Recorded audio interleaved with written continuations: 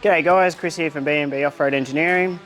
I've got the Sherco 300 SE here. We've just finished our designs of the radiator guard and the bash plate pipe guard combo. In this video I'm just going to give you a rundown on how to install the radiator guards.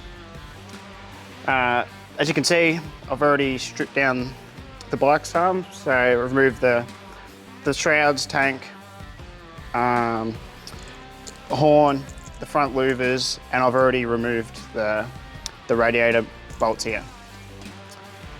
Once you get to this stage, you're right to grab some of the components and fit them up. So we're going to start with the mounting plates. There's going to be a left and right hand, and if you come around, have a look, see how they go.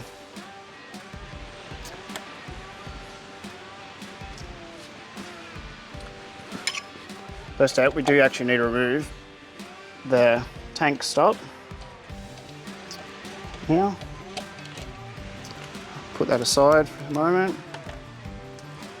And in your kit, you'll receive a number of rubber washers. The thicker washer, I'm going to sit over the stem part there. And this one here, you can see up top here, you got this the hole that goes through the frame, straight to the other side. You got this raised weld. Assume that's going to be inconsistent on most models, and the frame width changed there, so that's what this rubber washer's for. Well, what does that? Very good. So this one here, I'm just going to sit up here for later once we get the other side in position. Well, we'll slip them in and tighten them up. So this one is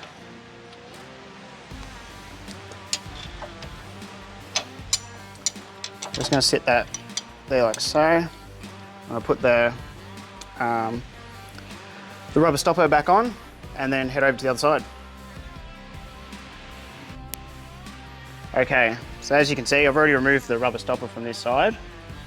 Before we go manoeuvring the mounting plate in position, you got this crush tube, the countersunk bolt. Just going to poke that through the inside of the frame and put the bolt in from the opposite side. You won't have to over tighten that up yet. It'll just keep spinning on you till you got both in position. Now that's there, unhook that. Thicker rubber.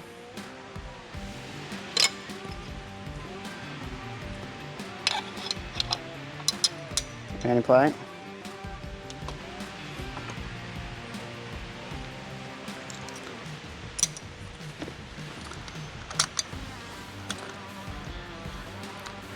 Now I'll just put the other countersunk bolt into the tube, but don't over tighten it just yet. Just before we do that, now we've got the thinner washers. I'm going to slip that here, and this one over this side, which I just dropped. So washer in place, set this one through on the other side.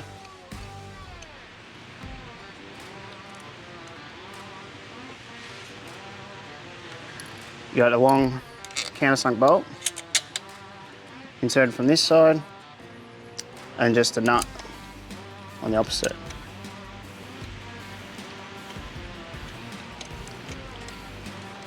Now that they're in position, just make sure your washers are not sitting on the welds too much, because you want them to compress on the flat surface. Once you're happy with that, you can nip these up.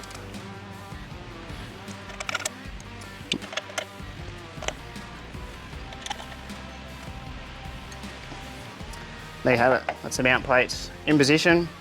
Put your rubber stop back on and we'll proceed further. Now it's time to install the front section. Just use your original radiator bolts for these. Just gonna That stud there.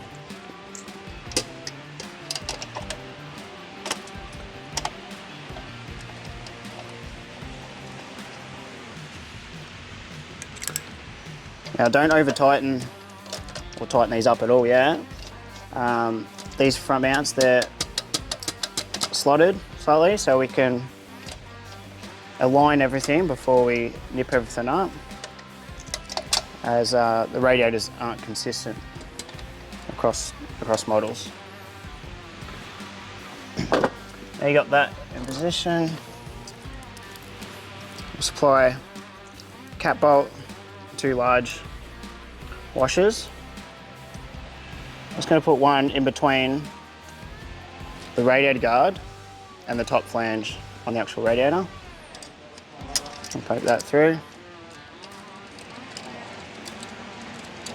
And I've got that started.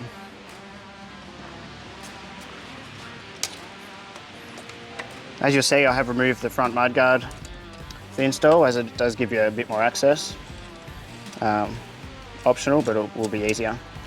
So I'm still just going to keep that loosely installed. I'm going to double check the height of this bottom shroud mount. Looking from the front, if I'm happy with the level of it, then I'm just going to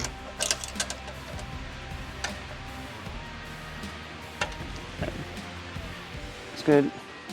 I'm going to tighten these main radiator bolts first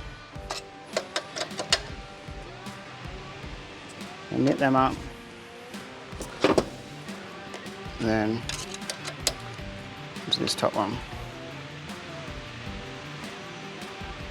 Just knit them up so they're firm, and now we just got to mount the rear brace. Got that here. This one's got provision for the thermo fan. If your model doesn't have the fan, or you want to add it later, it's all ready to go.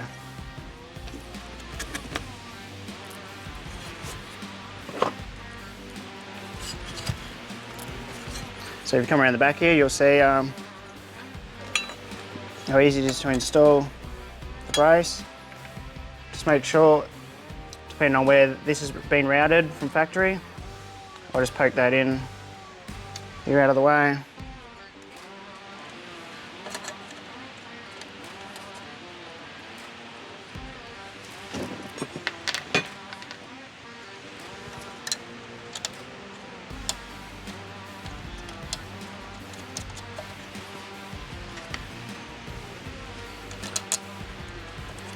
Get these started.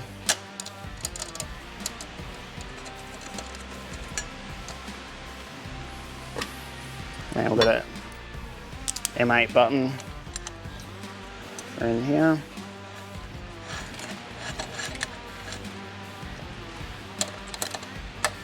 If you're happy with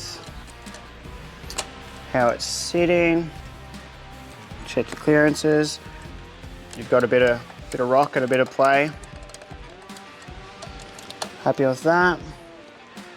And also want to look at down here where the bottom, where the shroud mounts, you should have a gap in between the bottom mount and the rad guard, so that your shroud, they can slip in between, and then when you put your shroud bolt in, it's going to nip up together. So you want to have about 2.5, 3 mil there.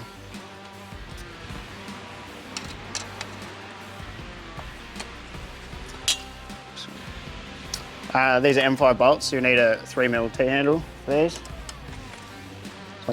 Sorry.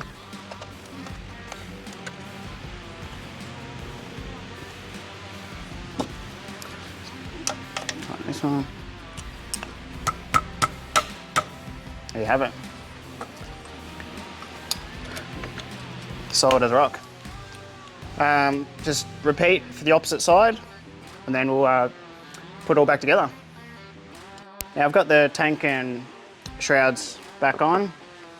As I explained before, this bottom mount will just slip in between the guards and the radiator.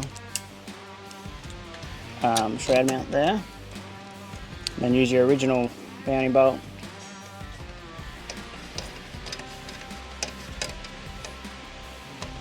Right there.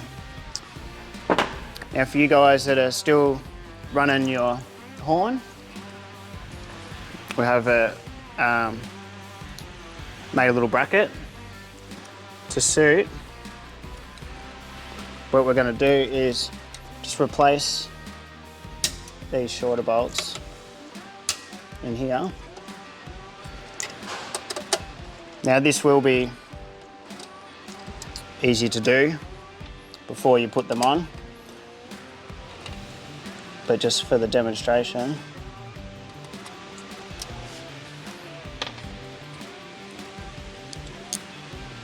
so just a couple mil longer, these bolts, and that's just gonna, like so.